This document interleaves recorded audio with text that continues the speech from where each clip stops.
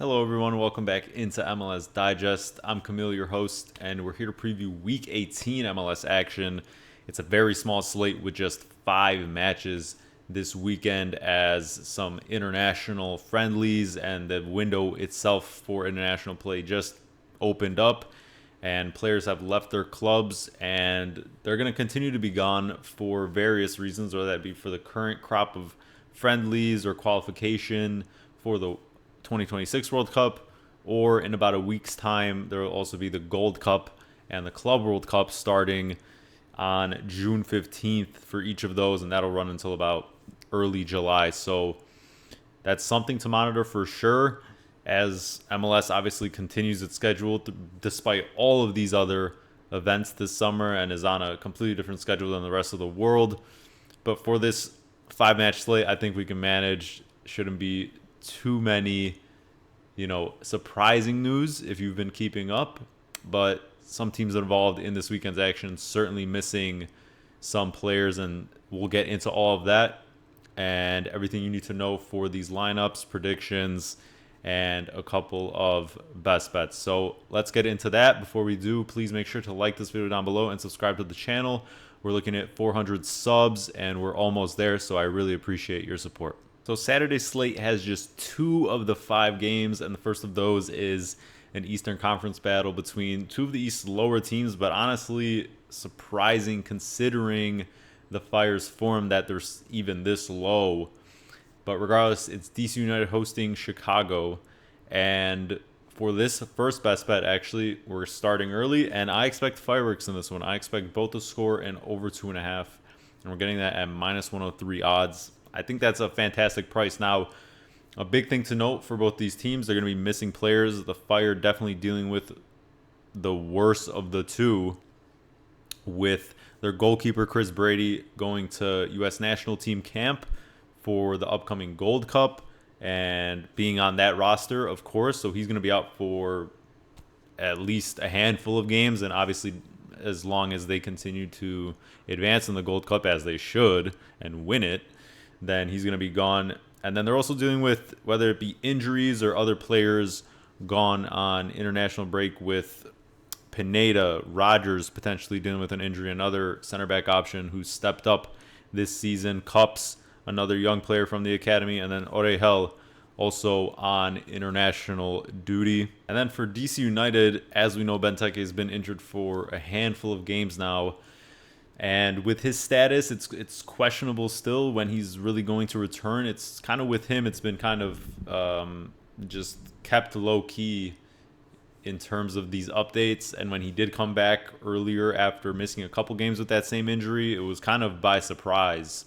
And so this is one of those situations where maybe he could be back, but that only helps, the play if he is back. I'm not expecting him back, but regardless, I feel like he's creeping his way back, if not going to play. But regardless, DC also has Boris Enow out, one of their main central midfielders on the defensive side of the ball too. And this team already is giving up plenty of goals, and is of course one of the East's worst teams, as the standings indicate. But that's a big miss for them as well. But they still have been showing me some good attacking, stuff in the past couple of games. Obviously, they just got off what had to be their best performance and result of the season, winning at Cincinnati, a Cincinnati side that currently as well, though, is in a bit of in some terrible form. But regardless, they've added to that, right? And after going, I think 5 games without scoring in MLS play, or almost 5 games, they scrapped back for that draw against New England, then won at Cincy. Pirani's been on the score sheet the past couple of games. They're number 10. And they still have Hajima.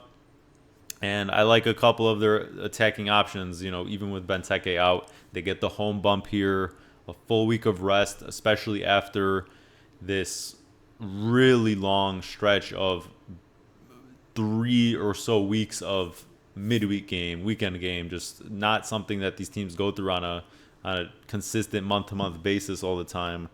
And that really took its toll, I think, especially on this DC team that is struggling for attacking, production.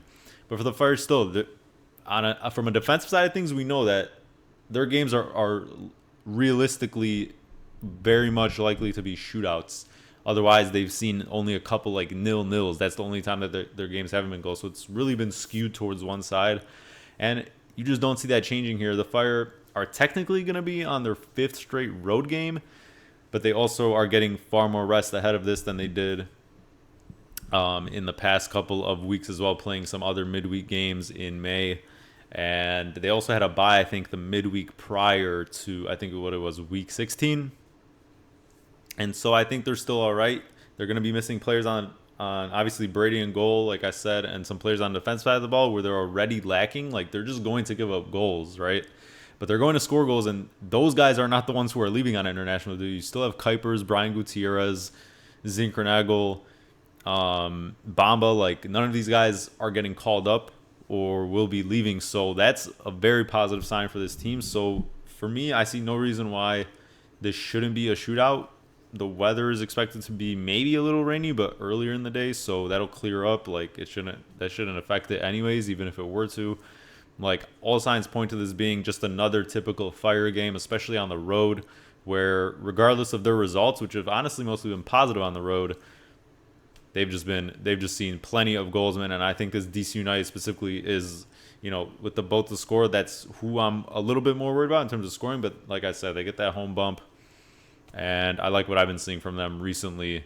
And with the full week of rest, I think this one has goals in it. So that's going to be the first best bet. Moving on to Saturday's second game, it's the Rapids hosting Austin. These two teams met earlier in the season, and the Rapids won 1-0 in Austin after an early goal from Navarro. And he is expected back, Navarro, and is expected to start for this game after dealing with a bit of his own injury. But for the Rapids, they got the last weekend off after losing to Portland in last midweek after a late red card when it was 1-1. And that continued what has been honestly a frustrating season.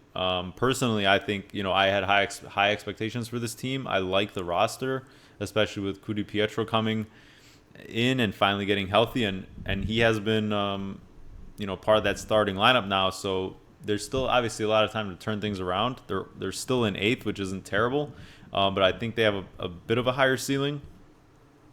But regardless, this team, part of why they've also been so poor is because of a bunch of injuries, and they're currently dealing with a lot of those right now, as well as players, potentially going to international breaks. So the first of those being Zach Steffen, one of the best goalkeepers this year for sure. He was supposed to go to USA camp, but he got injured. So although he's not going there, he is going to have to be recovering from that injury, and it's a pretty long timetable on that from what I've seen. So he's going to be out for a while. Also, Bassett, one of their better creative players in midfield, has been dealing with an injury. And then you also have Mihailovic and Atencio. Mihailovic, obviously, the 10 or can act as a bit of a winger, and then Atencio as kind of the defensive mid. Both dealing with injuries from the past game in Portland, and they've had that extra time off since they had the bye, and so they're kind of day-to-day and a little questionable heading into this game. So that's a little uncertain for them. And then on Austin's side of things, they're basically fully healthy. It's just that this team has not been good under Estevez. Just from an attacking perspective, it just hasn't been flowing, and that's been the problem when he was in Dallas. And now as he is in Austin, despite the attacking talent on this roster and the money they've spent. And we're already halfway through the season, and it seems like this is what this team is tactically. And as you see from the results, it's just a lot of low-scoring games. It's been a defensive-first mindset. And, yeah, it's just really hard to read, when they're going to pull out results, because it's really about just those scrappy moments. They score on some set pieces here and there on corners, and then they hold it down, or vice versa. And it really seems like in their games, whoever gets the goal is not really able to come back. So the only player missing for Austin is going to be Uzuni. He's going on international break with Albania. But other than that, like I said, they're all healthy. So It's hard to call this one. I expect it to be low scoring. And so for the second best bet, I'm going with, this is going to be the first leg of it. The second leg is going to feature a game on Sunday. But I'm going to juice this first leg right since it is a 2-leg. I'm going to go with the under 3.5. The main line is 2.5, which I honestly was very much considering playing just alone because I've taken that a lot in Austin games and it's been a really good bet. But I want that little bit of extra protection here because these kind of short slates in these time periods, right, usually have some weird results. And I'm a little just bit concerned on Colorado's end because Austin defensively is really good, road or at home, whatever the numbers. But the Rapids defensively have kind of suffered some bad losses, and Austin is a team that can counterattack. Both these teams like to counterattack, don't really like to have the ball, and that's not really where their best chance creation lies when it goes that way for them. They don't really like to attack in possession with these long spells. But with the injuries Colorado's dealing with, I kind of would just want to avoid maybe a little bit of a potential like Austin kind of random blowout game or where they just explode for no reason, which honestly I probably shouldn't be scared of because they really haven't shown it, right? Outside of like open cup games. But still, I'm going to take that extra little goal here and protect with the under 3.5. I think Austin has a good chance of at least getting a draw in this match. Moving on to Sunday, and the first of the 3 games is the Timbers hosting St. Louis, 2 teams on opposite ends of the Western standings, and the Timbers bouncing back for the win against the Rapids and had that bye as well in week 17.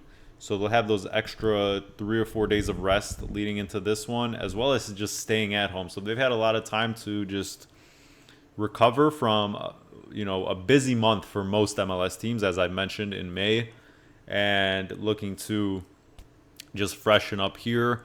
And their favorites, of course, against St. Louis. St. Louis picking up, I believe, what was their 3rd win of the season against San Jose, and it probably shouldn't come as a surprise since they fired Melberg, and just that cliche of the new coach bump got them over the line, and it took a stoppage time penalty by Lewin, who finally returned to get them over the hump against the San Jose team that was extra rotated coming from the West Coast on, I believe, much shorter rest. I think St. Louis actually had a bye leading up into that game. So all these factors rolled over into a very, close, scrappy win, and they eventually pulled it out, but not extremely convincing at the same time. And so what is this team really going to look like under this interim coach? And, can we be confident about this team even turning anything around since they're so low in the standings? I don't know yet, and I just don't want to have anything on this game. I really don't know what to expect. Timbers at home should roll here. I think from the betting odds perspective, the odds are kind of too low. I feel like they should be bigger favorites, and the Timbers will be fully healthy. They're really not missing anyone besides Rodriguez. But they are missing a couple of players due to international break. Really the main one being Sermon on that back line. So they'll probably have Zuparic coming in there. And then Crepeau's going on international duty. But before Pantomis got injured, he was kind of taking over that starting spot. And now he's getting healthy once again and is going to go here since Crepeau is gone. So it's kind of perfect timing for the Timbers. It's actually what really is their first choice goalkeeper at the moment coming back. And this was a 4-4 result at Providence Park at the end of last season, one of the best games of 2024. But I don't know if I can really say with confidence that it'll live up to that level of scoring. But the Timbers just usually provide goals. They were in a bit of a slump entering that Colorado match, and it took that red card for them to eventually go on and take control of that match and win it. And St. Louis, as we know, is going to sit in deep. That doesn't really mean they're good at it per se, right? But they're going to not have a lot of the ball, as meanwhile the Timbers would probably rather counter more, but they've shown flashes of being able to kind of break down teams when they get a little bit too kind of naive in terms of how far they push up the field in these kind of counter and transition moments. So we'll see, how St. Louis approaches this game, and if they're able to, kind of play in possession a little bit better.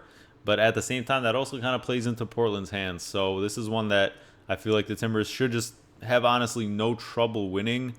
But I want to give this St. Louis team under this new kind of phase, in a sense, a little bit more time before I really take anything from a betting perspective. But I'm still going to go with the Timbers to win this one 2-0. Next up, it's LAFC hosting Kansas City. LAFC climbing up the Western standings a little bit. Kansas City has been a really tough team to beat, especially since firing Peter Vermees. And this is going to be their 5th road game in the last 6 matches. But LAFC has been pretty convincingly dominant at home in terms of just the scorelines at the very least. Maybe it hasn't been the flashiest performances, but from a defensive standpoint, they've really held it down. One of the best defensive teams in the league. And they're coming off that massive match for them, for the club, for the financials, right? Getting the $10 million for getting into the Club World Cup after beating Club America in extra time last week. And this is going to be now their last match before they get into the Club World Cup group stage. They had a match against Toronto the following week postponed, which was about like 3 days before their first match, which will be against Chelsea in the group stage. So once again, this is their send-off before the Club World Cup. They've had a full week of rest since that Club America game. Yes, they are coming off that extra time, a bit of tired legs. But Kansas City as well has been traveling here, there, and everywhere the past, like I mentioned, 6-7 games. West Coast, back, all the way down south, and now West Coast once again. And they've pulled out a variety of draws and then beat Houston after Houston was coming off winning at NYC. So they're in impressive form for sure, and they have a couple killers on that team, including Joveljic, who I'm sure is going to love playing LAFC here. But LAFC at home, I just feel like in this spot, once again, it could maybe be a bit of a not the prettiest game in this one. But Kansas City as well, from an attacking standpoint, the numbers don't lie. And the eye test, despite some of these wins or results, at St. Louis, right, Houston, like it's not moving the needle for me personally. And I just think LAFC will have enough to get it done in this final match.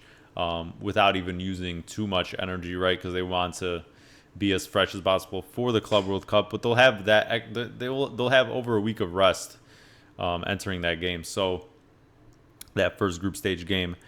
The only worry for me here is how LAFC sets up a little bit, and that could contribute as to why this might not be, a blowout or anything along those lines. But I think they're reasonably priced, and the problem with LAFC is that they're missing basically all of their right-wing options. Ordaz, who's been playing a lot of, obviously, as the number 9. But they're also missing Martinez and Under got injured, and he's going to be out for like 3 weeks, and that basically ends his time with LAFC because his contract is the loan only until the summer period, whenever that official date is. I think that's when it meets. So Martinez as well going with Venezuela for international duty. And so you have the situation now where, Boanga is going to be on the left. Who starts? Bobasi or Giroud? And then on the right, maybe Yaboa or a 2-striker setup. I really am unsure about how this team will line up because, like I said, there's no right winger option. So, it's going to be interesting to see, but this is not, we know Boanga doesn't miss games, like almost no matter what. And Yeah, LAFC has had a bit of some frustrating draws recently, right? But they haven't been losing, and especially at home, that's where they've just shut things down. Teams just find it very difficult to score in general at BMO Stadium. So even if this is a 1-0, 2-0, which has been a theme for LAFC, I think this is a good second leg for this second best bet that we're going to be combining it with the under 3.5 for the Rapids Austin game on Saturday. So this is going to be spanning across 2 days, but want to kind of minimize the risk here.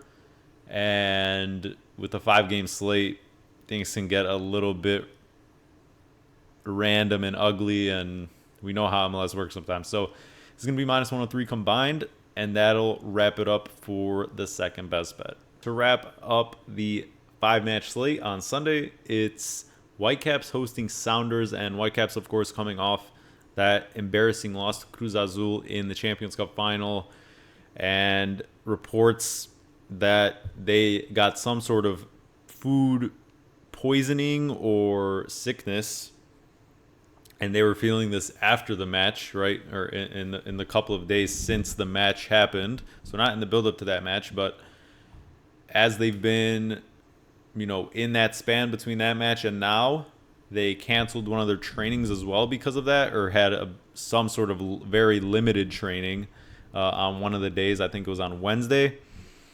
And the Sounders lost to Minnesota last week, 5th in the West, and regardless, though, they are clear favorites for this game because on top of the fact that, the Whitecaps team and what remains of who is available because of international duty and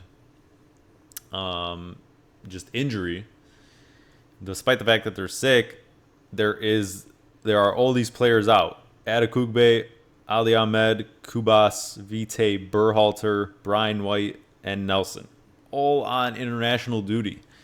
And yes, we know that this team is deep and a lot of players have stepped up. It's been a collective, but that's about 7 starters. Plus Ryan Gauld hasn't returned. And, not in the best spirits, not feeling very good, right? Literally, physically. And so the Sounders have been made clear favorites for this game despite the fact they're on the road. And the Whitecaps have lost just one MLS game this season. And, I can't disagree there. Everything points to the fact that the Sounders should do well. But outside of home, they haven't really been, dominant, I would say. And they're also still missing Jordan Morris, who could build his way back and is kind of a bit of a 50-50 for this one, game time decision. But then Yaymar's also out. And Jesus Ferreira also dealing with a bit of a knock, which he seems to be dealing with between, every match, every week, despite playing in these games. It seems like he's kind of like LeBron, like he's just always listed as questionable, and we kind of all know he's going to play.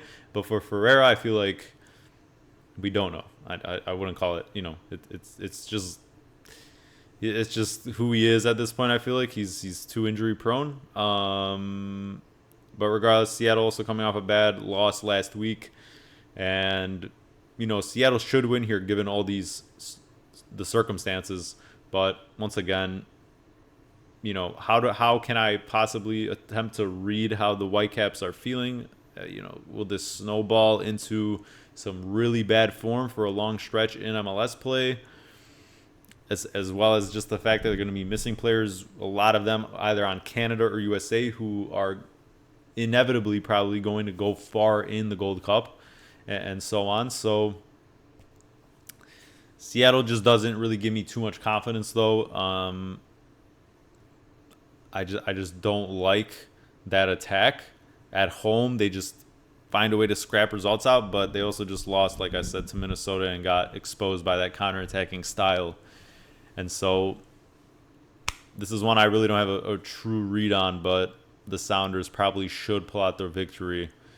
I'm going to say they get it done 2-1, but that's just honestly coming out of nowhere. Thanks for tuning in once again, everyone. Make sure to like the video down below and subscribe once again. Be on the lookout for the next video. It'll be the mid-season power rankings as we officially have hit that threshold as we enter the summer, with most of, if not all, teams playing currently 17 of the 34 match schedule for the MLS regular season. So that'll be a good one to go over, where all these teams stand as we enter June. So be on the lookout for that, and I'll see you all in the next video.